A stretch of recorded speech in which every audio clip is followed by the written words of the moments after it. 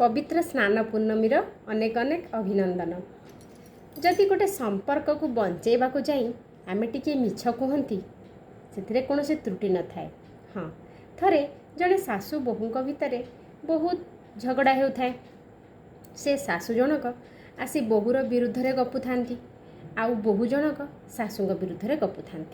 थरे से सासु जनक आसी मो सहित बोहूक विरुद्ध में कथा होता समय बोहू जनक देखी तापरे आसी मते पचारिले, दीदी माँ तुम आगे मो विषय किसी कहूले कि? मु कहली हाँ कहूले, मो बोहूटा ना बहुत भल, मो झील ठारू भी अधिक मोर बहुत सेवा जत्न करुछि।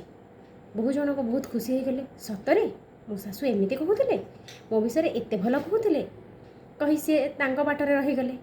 पुणी शाशु आसी कहले मो बोहू मो विरुद्ध में किसी गपुला कि? मु कहली नाई मौसी बोहू किसी कहनी, कहला कि मो शाशु बहुत भल, मो माँ परी मते भल पाउछंती। ए कथा से शुणी शाशु तांका घर को गले। शाशु बोहू उभयଙ୍କ मनर भावना परिवर्तन हो गला।